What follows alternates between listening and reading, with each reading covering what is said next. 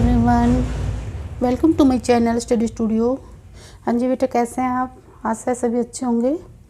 मैं 4-5 दिन से वीडियो नहीं डाल पाई, पर कोई बात नहीं। आज हम पढ़ाएंगे क्लास 8 का चैप्टर नंबर 5, क्या निराश हुआ जाए।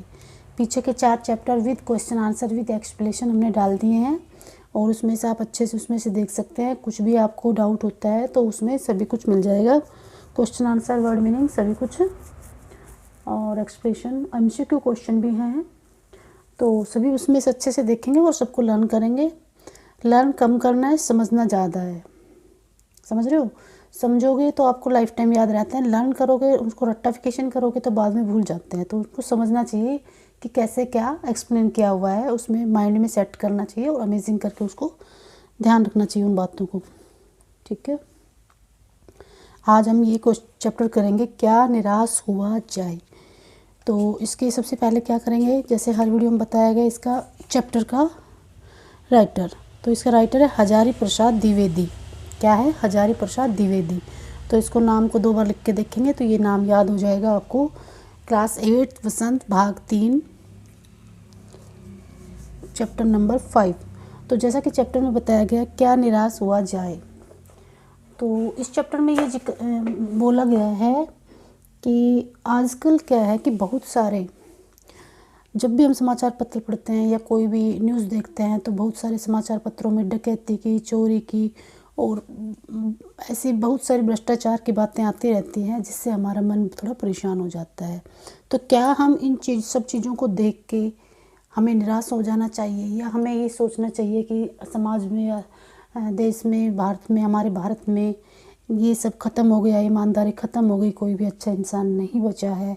क्या हमें ऐसा सोचना चाहिए, या फिर कुछ लोगों में आज भी ईमानदारी है? तो देखो, ये पॉइंट स्टार्टिंग से जैसे दिखा रखा है, क्या निराश हुआ जाए, यानी कि इसमें पॉइंट यही है, क्या हम बुराइयों को देखकर निराश होना चाहिए हमें? क्या भारत में सारी सब जगह बुराइयां फैल गई है, कहीं पर भी ऐसा ईमानदारी का माहौल नहीं बचा है, दया भाव नहीं बची है, तो हमें निराश होना चाहिए? बस इसी में यही चैप्टर है। 2-3 वो एग्जाम्पल देंगे राइटर, तो लास्ट में डिसीजन ये निकलेगा इसमें चैप्टर में कि आज भी देश में मानवता जिंदा है, आज भी ईमानदारी जिंदा है, आज भी सच्चे लोग जिंदा है। तो हमें निराश नहीं होना चाहिए और हमें अच्छे कार्य करने चाहिए। तो चैप्टर का मूल तो ये है। तो देखिए, पढ़ते हैं। हजारी प्रसाद द्विवेदी जी इसके राइटर हैं। क्या निराश हुआ जाए। मेरा मन कभी कभी बैठ जाता है, कि मेरा मन कभी कभी बैठ जाता है, उदास हो जाता है, निराश हो जाता है। समाचार पत्रों में जब मैं पढ़ता हूँ, ठगी को, डकैती को, चोरी को, तस्करी और भ्रष्टाचार के समाचार भरे रहते हैं। आरोप प्रत्यारोप का कुछ ऐसा वातावरण बन जाता है, लगता है कि ये कहना चाह रहा है, राइटर ये कहना चाह रहा है कि चोरी डकैती, ये समाचार पत्र सब भरे रहते हैं और आरोप और प्रत्यारोप, एक दूसरे पर आरोप लगाते हैं, और वातावरण, कुछ ऐसा वातावरण बन जाता है कि देश में कोई भी ईमानदार नहीं रह गया। देखिए, मैं धीरे धीरे पढ़ती हूँ ताकि वो आपके माइंड तक सेट हो जाए, ना कि मैं जल्दी जल्दी से भी पढ़ देते हैं, कोई बड़ी इशू नहीं है, लेकिन वो हमारे माइंड में छप जाना चाहिए। जो हम पढ़ते हैं वो हमारे माइंड में लर्न हो जाना चाहिए उसी समय, ना कि उसको जल्दी जल्दी पढ़ के ख़त्म करके 2 मिनट में रख दो। जितना हमें पढ़ा उसको समझ में आके हमारे माइंड में सेट हो गया, तब आगे बढ़ना चाहिए। और जो बच्चे जल्दी समझ जाते हैं वो थोड़ा स्पीड से करके इसको देख सकते हैं, वरना स्लो करके देख सकते हैं, मतलब जैसा आप पकड़ पा रहे हो। देश में कोई भी ईमानदार आदमी नहीं रह गया। हर व्यक्ति संदेह की दृष्टि से देखा जा रहा है। जो लोग जो जितने भी ऊंचे पद पर हैं, उनमें उतने ही अधिक दोष पाए जाते हैं। अर्थात जो कोई भी जितने ऊंचे पद पर बैठा है, लोग उसमें उतनी कमियां निकालते हैं, उसमें ये दोष लोग देखते हैं।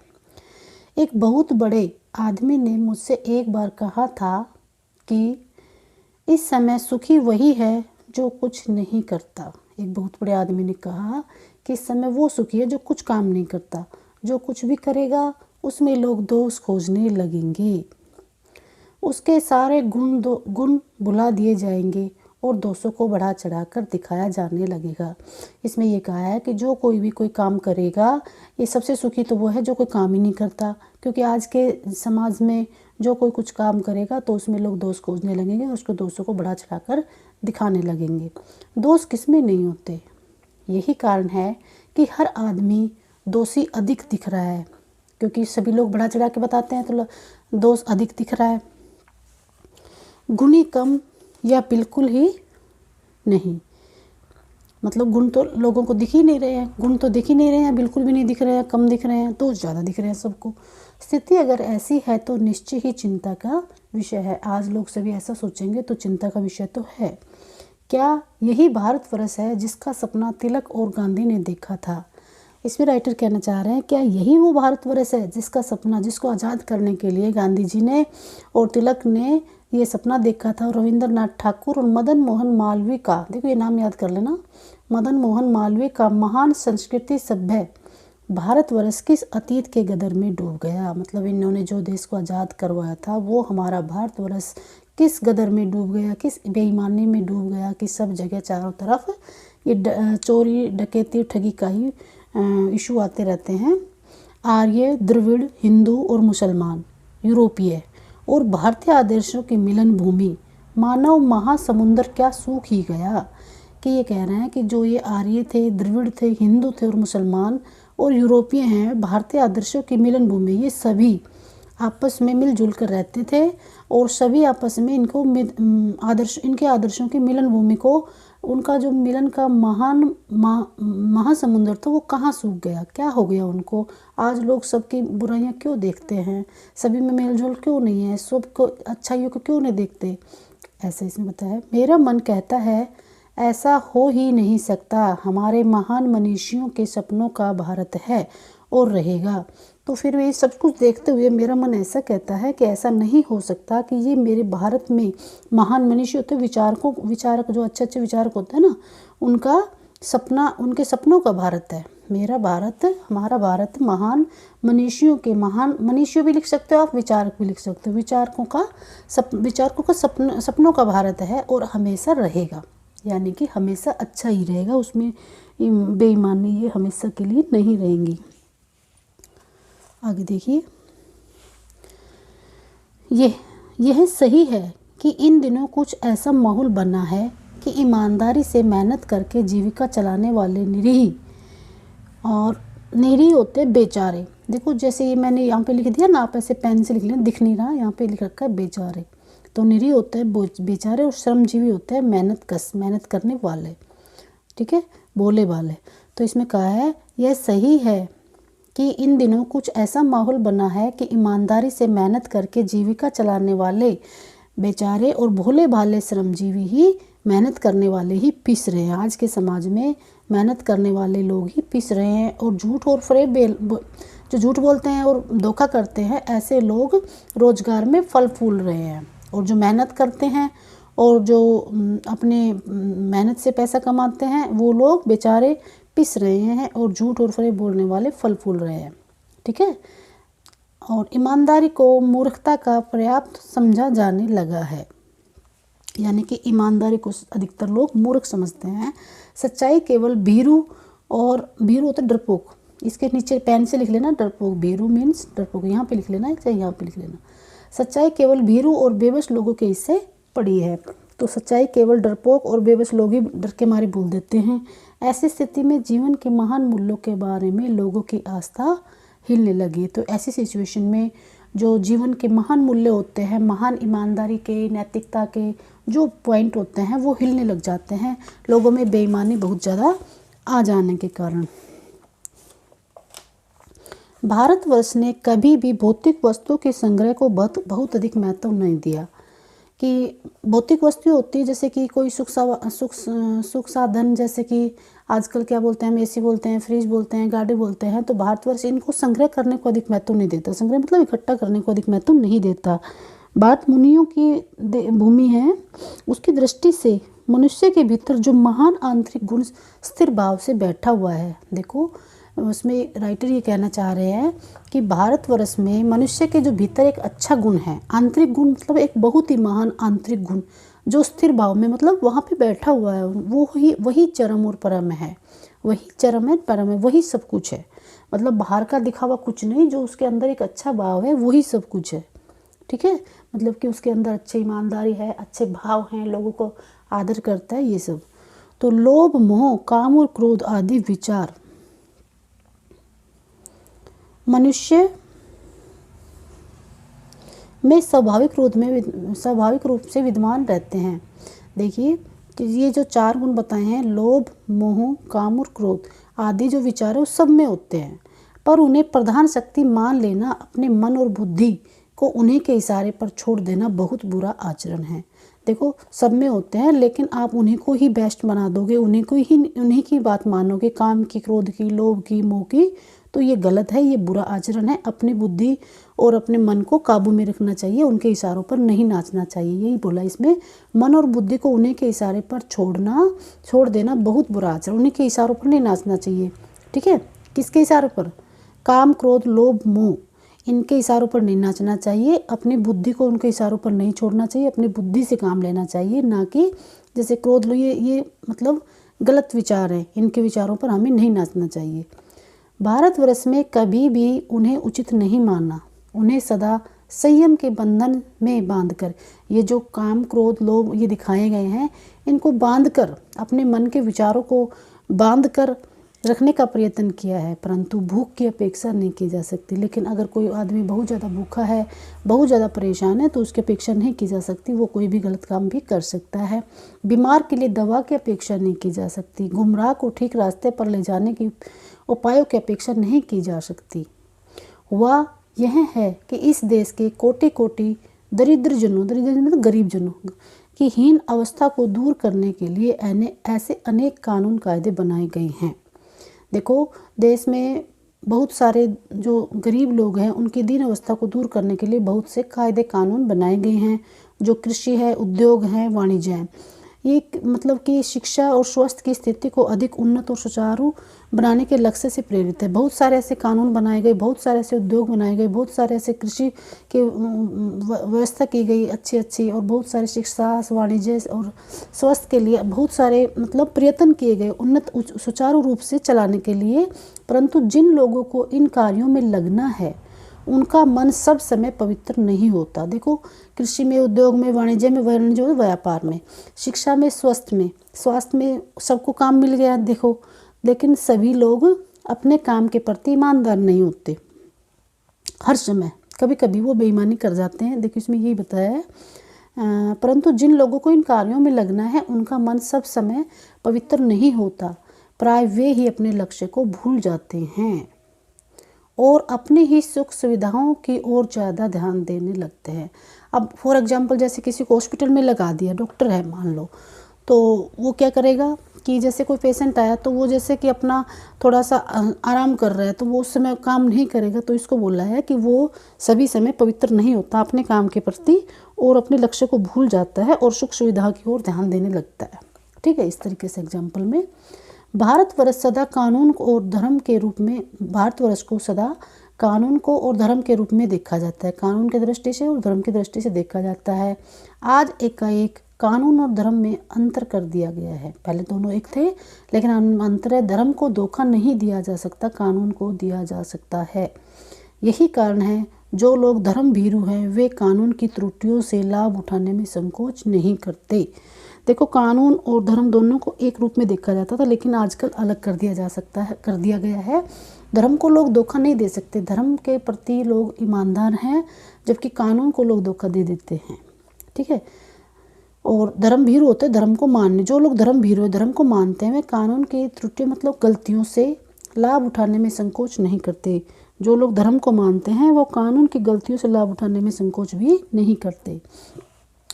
फिर उसके बाद देखिए, इस बात के पर्याप्त प्रमाण खोजे जा सकते हैं कि आज समाज के ऊपरी वर्ग में चाहे जो भी होता रहा हो, देखो समाज में, भारत में ऊपर चाहे कुछ भी हो रहा हो, लेकिन सबके भीतर धर्म आज भी जिंदा है। ठीक है, मतलब बाहर से चाहे कितना बेईमानी हो, कुछ भी कर रहे हो, लेकिन सबके मनों में, सबके दिलों में आज भी ईमानदारी और सेवा भाव होता है। तो यही बताया इसमें, समाज के ऊपरी वर्ग चाहे जो भी होता रहा हो, भीतर भारतवर्ष आज भी यह अनुभव कर रहा है, धर्म कानून से बड़ी चीज़ है। धर्म को ही विशेष महत्व दिया इसमें, कानून से भी ज़्यादा। अब भी सेवा, ईमानदारी, सच्चाई, आध्यात्मिकता के मूल्य बने हुए हैं। अर्थात भगवान को मानने वाले और मूल्य बने हुए हैं, मतलब सभी लोगों में आज भी, सभी नहीं तो मोस्टली लोगों में दया, सेवा, ईमानदारी की भावना आज भी उनके मन में है। वे दब अवश्य गई हैं, लेकिन वो दब गई हैं क्योंकि बेईमानी ज़्यादा छा गई है, दब गई है लेकिन नष्ट नहीं हुई है। ठीक है, बेईमानी छाने की वजह से वो उनकी अच्छाइयाँ दब गई हैं लेकिन नष्ट नहीं हुई है। आज भी वे मनुष्य से प्रेम करता है, महिलाओं का सम्मान करता है और झूठ और चोरी को गलत समझता है, दूसरों को पीड़ा पहुंचाने को पाप समझता है। हर आदमी अपने व्यक्तिगत जीवन में इसी बात का अनुभव करता है। समाचार पत्रों में भ्रष्टाचार के प्रति इतना आक्रोश है, वह यही साबित करता है। मतलब समाचार पत्रों में जो भ्रष्टाचार के प्रति जो आक्रोश मतलब ये दिखाते हैं ना, ये गलत है, गलत है, गलत है, तो ये इसीलिए है क्योंकि ये साबित होता है कि हम ऐसी चीज़ों को गलत समझते हैं, इसीलिए तो हम उन पर आक्रोश करते हैं, उनको गलत कहते हैं। उनमें मतलब समाचार पत्रों में आज भी जैसे हम न्यूज़ पढ़ेंगे तो हमें कोई चीज़ गलत लगेगी, कोई भ्रष्टाचार गलत लगेगा, कोई बेईमानी दिखाएंगे तो हमारे मन में ये फीलिंग उसी समय आती है कि ये गलत है, ये हम आक्रोश करते हैं। तो ये साबित होता है कि हम ऐसी चीज़ों को आज भी गलत समझते हैं और समाज में उन तत्वों की प्रतिष्ठा कम करना चाहते हैं जो गलत तरीके से धन या मान संग्रह करते हैं। तो समाज में हम उन लोगों की प्रतिष्ठा कम करना चाहते हैं। दोषों का पर्दाफाश करना बुरी बात नहीं है। देखिए, दोषों को, जो दोष किसी भी इंसान में कोई दोष है मान लो, ठीक है, तो किसी भी इंसान में बहुत सारे दोष हैं, तो उनको पर्दाफाश करना यानी कि उनको ओपन करना बुरी बात नहीं है। बुराई यह मालूम होती है कि किसी के आचरण के गलत पक्ष को उद्घाटित करके उसमें रस लिया जाए। देखो, किसी के आचरण के गलत पक्ष को, यानी कि देखो, दोष को पर्दाफाश करना बुरी नहीं है, लेकिन उसके साथ कुछ और भी हम उद्घाटित करें और भी उनकी गलतियों को दिखाएं और लोगों को सामने दिखा के उनमें हम आनंद लें। रस लेना मतलब उनमें हम खुश हों, आनंद लें, तो ये गलत बात है। दोषों उद्घाटन का एकमात्र कर्तव्य मान लिया जाता है। बुराई में रस लेना बुरी बात है। देखो, बुराई तो है, उसको समझाना और उसको ठीक करना तो ठीक है, लेकिन बुराई में मज़ा लेना, अपने आप को खुश करना और दूसरों को जगह जगह पे जाकर उन बुराइयों को बताना और आनंद लेना, ये बुरी बात है। अच्छाई में उतना ही रस लेकर उजागर न करना। अगर किसी में अच्छाई है उसको आप किसी को नहीं बताते हो। अच्छाई में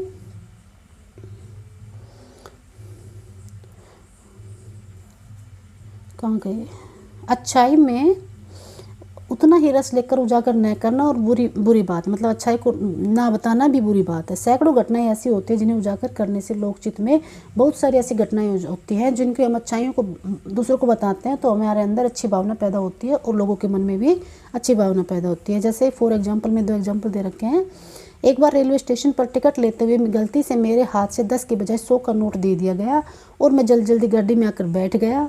थोड़ी देर में टिकट बाबू उन दिनों 2nd क्लास के डब्बे में हर आदमी का चेहरा देखता हुआ उपस्थित हुआ। देखो, मैंने 10 रुपये देने के बजाय 100 का दे दिया और वो बेचारा, मैं भी भूल गया और वो भी भूल गया, तो वो बेचारा देखता देखता मुझे पहचानता वहाँ उपस्थित हुआ। उसने मुझे पहचान लिया और बड़ी विनम्रता से मेरे हाथ में 90 रुपये रख दिए और बोला, यह बहुत गलती हो गई थी, आपने भी नहीं देखा और मैंने भी नहीं देखा। उसके चेहरे पर विचित्र संतोष था, गरिमा थी। मैं चकित रह गया। उसको बहुत अच्छा लगा जब उसने मुझे 90 रुपये वापस दे दिए, तो मैं चकित रह गया, मैं हैरान रह गया।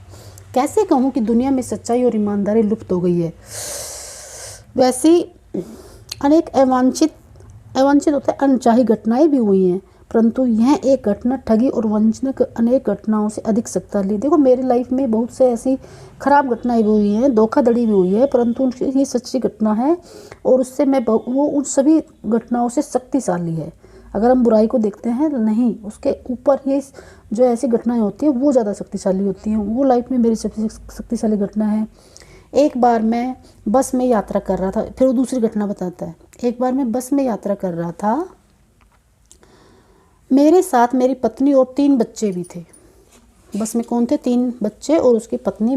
बस में कुछ खराबी थी, बस रुक रुक कर चल रही थी और अपने गंतव्य मतलब जहाँ पर उसको जाना था वहाँ से 8 किलोमीटर पहले ही वो जाकर निर्जन सुनसान जगह पर वो बस ख़राब हो गई। उसने जवाब दे दिया और रात के समय के 10 बज रहे थे उस समय, और बस के जो यात्री थे वो घबराने लगे। और कंडक्टर उतर गए और एक साइकिल लेकर चलता बना। ठीक है, सभी लोग घबराने लगे और बस के जो कंडक्टर था वो उतरा और साइकिल लेकर चलता बना, कहीं चला गया। लोगों को संदेह हुआ कि हमें धोखा दिया जा रहा है। बस में बैठे लोगों ने तरह तरह की बातें शुरू कर दी। किसी ने कहा यहाँ डकैती होती है, यहाँ लूटपाट होती है, तो 2 दिन पहले ही यहाँ पर एक बस को लूटा गया था। परिवार सहित अकेला मैं ही था, और तो सभी जेंट्स थे लेकिन मैं सिर्फ अकेला था जो परिवार के साथ था। बच्चे पानी पानी मेरे चिल्ला रहे थे, पानी का कहीं भी ठिकाना नहीं था, और ऊपर से आदमियों को डर भी समा रहा था। ये देखिए यहाँ पे बस ख़राब हो गई ये, और ये सब वो जा रहा है कंडक्टर साइकिल लेके। कुछ नौजवानों ने ड्राइवर को पकड़कर मारने पीटने का हिसाब बनाया। ठीक है, कुछ ने क्या सोचा कि इस ड्राइवर को पीटते हैं। ड्राइवर के चेहरे पर हवाइयाँ उड़ने लगी, वो बहुत ज़्यादा डर गया और लोगों ने उसे पकड़ लिया। वह बड़े कातिल ढंग से मेरी ओर देखने लगा और बोला, मतलब डर गया, और वो मेरे ओर देखकर बोला, हम लोग बस का कोई उपाय कर रहे हैं, बचाइए, ये लोग मारेंगे। डर तो मेरे मन में भी था, पर उसकी कातिल मुद्रा, मतलब उस तरह बेचारा देख रहा था डर के मारे कि उसको देखकर, उसकी ऐसी सिचुएशन को देखकर मैंने यात्रियों को समझाया कि मारना ठीक नहीं है, परंतु यात्री इतने घबरा गए थे कि मेरी बात सुनने को तैयार ही नहीं हुए। कहने लगे, इसकी बातों में मत आइए, धोखा दे रहा है। वो लोग बोले मेरे को कि इसकी बातों में मत आओ, ये धोखा दे रहा है। कंडक्टर को पहले ही डाकुओं के यहाँ भेज दिया, कंडक्टर को तो पहले डाकुओं के पास भेज दिया, अब वो हमें लूटने आने वाले हैं। लोग ऐसा बोलने लगे। मैं भी बहुत भयभीत था, पर ड्राइवर को किसी तरह मारपीट से बचाया। 1.5-2 घंटे बीत गए। मेरे बच्चे भोजन और पानी के लिए व्याकुल थे। मेरी पत्नी की हालत बुरी थी।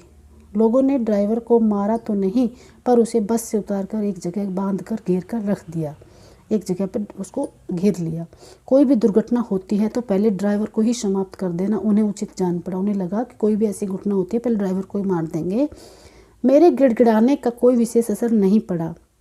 इसी समय क्या देखता हूँ, एक खाली बस चली आ रही है। मैं बहुत गिड़गिड़ाया लेकिन किसी पर कोई फ़र्क नहीं पड़ा। थोड़ी देर बाद मैंने देखा कि एक खाली बस चली आ रही है और उस बस में हमारा कंडक्टर भी बैठा हुआ है। उसने आते ही कहा, अड्डे से नई बस लाया हूँ, इस बस पर बैठिए। वह बस चलाने लायक नहीं है, जो पुरानी ख़राब हो गई थी ना, वो चलाने लायक नहीं है, वो दूसरी बस ले आया कंडक्टर। फिर मेरे पास एक लोटे में पानी और थोड़ा दूध लेकर आया और बोला, पंडित जी, बच्चों का रोना मुझसे देखा नहीं गया, वहीं दूध मिल गया, थोड़ा लेता आया। यात्रियों में फिर जान आई। यात्रियों को ऐसा देखकर बस आ गई है और हम बच गए, तो यात्री बड़े खुश हुए और जान में जान आई। सबने उसे धन्यवाद दिया, ड्राइवर से माफ़ी मांगी।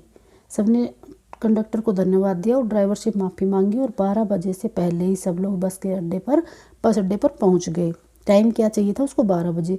कैसे कहूँ कि मनुष्यता एकदम समाप्त हो गई है, कैसे कह दूँ लोगों में दया भाव नहीं बची है। जीवन में न जाने कितनी ऐसी घटनाएं हुई हैं जिन्हें मैं भूल नहीं सकता। मतलब बहुत सी लाइफ में मेरी ख़राब घटनाएं भी हुई हैं जिनको मैं भूल नहीं सकता।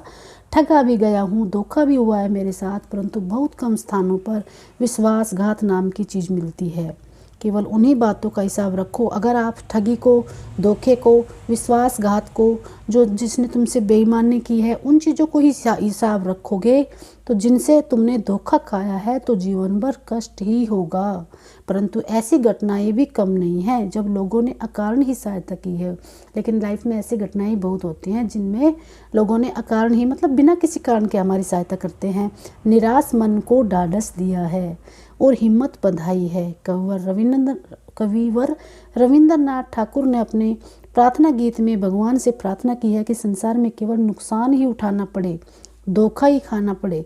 तो वो रविंद्रनाथ ठाकुर ने अपनी प्रार्थना गीत में ये कहा है, अगर मुझे संसार में केवल नुकसान ही उठाना पड़े और सिर्फ धोखा ही खाना पड़े तो ऐसे अवसर पर हे प्रभु मुझे ऐसी शक्ति देना कि मैं तुम्हारे ऊपर संदेह ना करूं, तुम्हारे ऊपर अविश्वास ना करूं, यानी कि तुम्हारे ऊपर विश्वास मेरा हमेशा बना रहे, चाहे मेरे ऊपर कितनी बुरी परिस्थितियां आए, कितना भी धोखा आए, लेकिन मैं हमेशा विश्वास करता रहूं, तुम्हारे ऊपर कभी संदेह ना करूं। मनुष्य की बनाई विधियां गलत नतीजे तक पहुंच रही हैं। मनुष्य जो विधियां बना रहा है, नए नए तरीक़ों से लोगों को ठग रहा है, वो गलत नतीजे पर पहुंच रही है, तो इन्हें बदलना होगा। वस्तुतः आए दिन इन्हें बदला ही जा रहा है, लेकिन कोशिश तो की जा रही है, बदला जा रहा है, लेकिन अब भी आशा की ज्योति बुझी नहीं है। महान भारतवर्ष को पाने की संभावना बनी हुई है। हम अपने भारतवर्ष को, महान भारतवर्ष को पा सकते हैं। लोग कोशिश कर रहे हैं और इसकी संभावना बनी हुई है, बनी हुई है, बनी रहेगी। मेरे मन निराश होने की ज़रूरत नहीं है। अर्थात कविता में, इस चैप्टर में यही कहा गया है कि मेरे मन, तुमको निराश होने की कोई ज़रूरत नहीं है। भारतवर्ष को पाने, सफल महान भारतवर्ष को पाने की संभावना लोग कर रहे हैं और करते रहेंगे, और मेरा मन कहता है कि मेरा भारतवर्ष बहुत ही महान है और महान रहेगा। और इस चैप्टर में यही बोला है कि मेरे मन, तुमको निराश होने की ज़रूरत नहीं है। आज भी सब कुछ अच्छा है, सबके दिलों में अच्छाई जिंदा है। तो ये चैप्टर ख़त्म होता है। बड़ा इंटरेस्टिंग चैप्टर है, और स्टार्टिंग के 2 पेज थोड़े से टफ है, तो उनको थोड़ा ध्यान से धीरे धीरे पढ़ना, और बाकी सब बड़ा ईजी है। स्टोरी टाइप है ये, पीछे की तो 2 पेज। और नेक्स्ट वीडियो में हम इसके short question answer and MCQ करेंगे, एमसीक्यू और ये लॉन्ग क्वेश्चन आंसर करेंगे।